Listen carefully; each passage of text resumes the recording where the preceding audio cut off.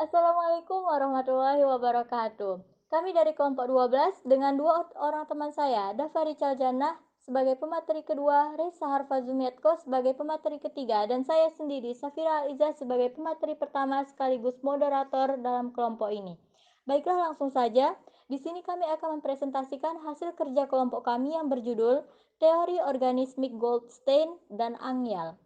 Teori organismik dapat dipandang sebagai perluasan daripada psikologi Gestalt, walaupun banyak juga unsur-unsurnya yang bersumber di luar aliran Gestalt.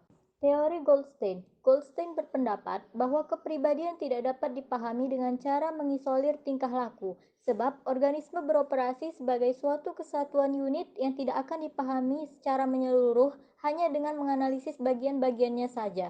Berdasarkan pengalamannya sebagai ahli saraf, Goldstein memberikan bukti yang meyakinkan bahwa organisme manusia beroperasi sebagai suatu yang terintegrasi, keseluruhan yang interaktif, bukan suatu bagian yang terpisah-pisah. 1. Struktur organisme. Struktur kesadaran.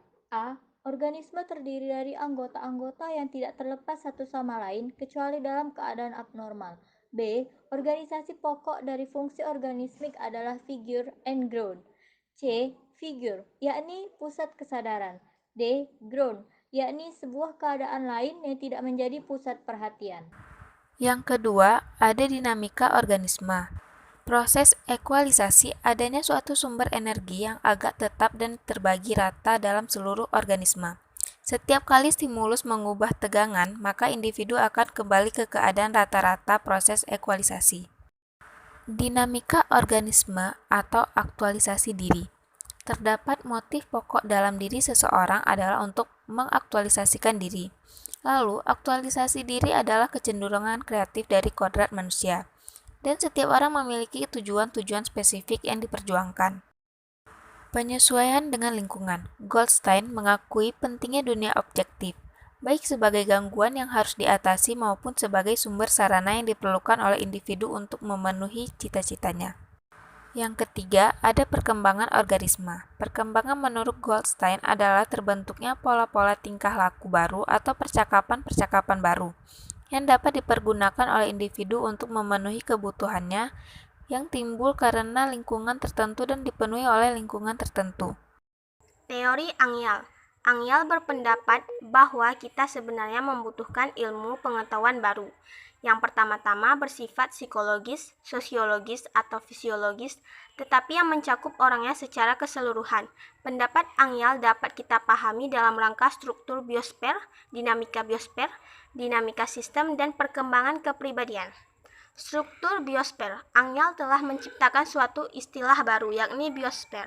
Biosfer adalah kesatuan holistik antara individu dan lingkungan, bukan sebagai bagian yang saling mempengaruhi, bukan sebagai unsur yang melebihi otonom, tetapi sebagai aspek realitas tunggal yang hanya dapat dipisahkan dengan abstraksi.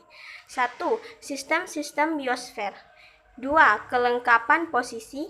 3. Dimensi struktur kepribadian.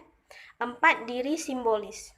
Dinamika biosfer. Dinamika biosfer terjadi karena adanya energi di dalamnya.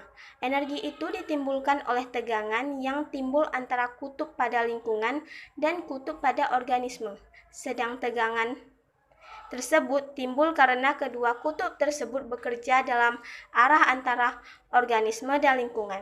Hal yang demikian itu oleh Angyal disebut otonomi dan homonomi. Perkembangan kepribadian. 1. Kepribadian dipandang sebagai gestalt temporal yang pola berisi masa lampau, masa sekarang, dan masa yang akan datang. 2. Manusia mempunyai rancangan hidup, hasrat untuk membentuk eksistensi seseorang menjadi keseluruhan yang penuh arti dan benar-benar luas, yang akan memberikan kesatuan dan keutuhan sempurna bagi hidupnya. 3. Perkembangan dalam pembentukan pola yang kuat, luas, dan terintegrasi.